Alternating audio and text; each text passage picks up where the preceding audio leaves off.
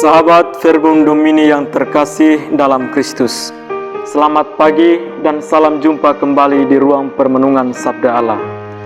Hari ini kita masih melanjutkan permenungan bacaan Injil hari kemarin, yaitu tentang Injil Yohanes. Penginjil Yohanes menarasikan percakapan Yesus dengan Nikodemus. Dalam percakapan tersebut, tidak hanya sebatas sebuah percakapan, tetapi percakapan yang diinspirasikan oleh Roh Kudus, sehingga percakapan tersebut menghantar Nikodemus dan kita sekalian kepada sebuah transformasi hidup yang baru. Saudara-saudari yang terkasih, kisah lanjutan dari Injil kemarin menunjukkan bahwa kasih Allah sungguh nyata, karena Ia rela mengutus putranya ke dunia untuk menebus dan membawa kita untuk beriman secara benar. Dalam ayat 17 dikatakan bahwa barang siapa percaya kepadanya, ia tidak akan dihukum. Barang siapa tidak percaya, ia telah berada di bawah hukuman itu, sebab ia tidak percaya dalam nama Anak Tunggal Allah.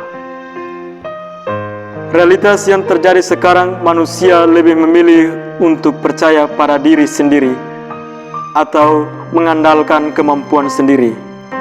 Kepercayaan pada diri sendiri membuat manusia memilih untuk hidup bebas, dan kebebasan yang diinginkan manusia lebih kepada hal-hal yang bersifat sementara. Sehingga kebebasan itu pun menjerumuskan manusia kepada kegelapan.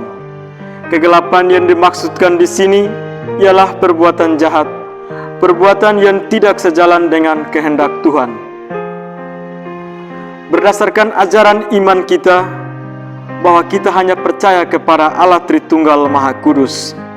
Tetapi sebagian besar dari kita kurang menghayati hal tersebut dan lebih memilih untuk memeluk dan mencintai kegelapan ketimbang yang terang. Meskipun terang sudah ada, perbuatan-perbuatan jahat selalu dibuat secara sembunyi agar tidak dapat diketahui. Perbuatan-perbuatan jahat yang dilakukan suatu saat akan terungkap. Perbuatan jahat itu terjadi disebabkan kurangnya percaya akan kemurahan kasih Allah. Maka kita sendiri yang menjatuhkan diri pada hukuman itu. Suatu peristiwa yang sering terjadi ketika perbuatan jahat itu terungkap, kita cenderung mempersalahkan Allah. Namun pertanyaannya bagi kita adalah, apakah Allah menghendaki kita untuk berbuat jahat? Tentu tidak. Allah selalu menginginkan agar kita semua berjalan dalam jalan yang baik. Saudara-saudari yang terkasih dalam Kristus, perlu diketahui bahwa kesalahan yang kita lakukan yang menyakitkan hati Allah, tetapi Ia tetap mengasihi kita. Bahkan Ia rela mengorbankan Anaknya yang terkasih mati di kayu salib. Sudahkah kita membalas kasih Allah lewat sesama? Ataukah kita hadir sebagai hakim bagi sesama? Paskah yang baru saja kita rayakan dan janji baptis yang telah kita baharui menjadi tanda terang bagi kita untuk membuka hati dan melawan kejahatan.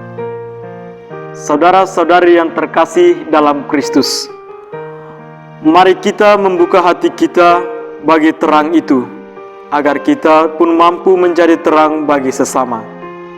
Pesan yang dapat kita petik dari bacaan suci hari ini adalah kasih Allah kepada manusia tidak pernah berkesudahan. Untuk itu kita semua diajak untuk saling mengasihi, dan kasih itu diwujud nyatakan dengan melakukan hal-hal yang baik dan benar sesuai apa yang dikehendaki Tuhan.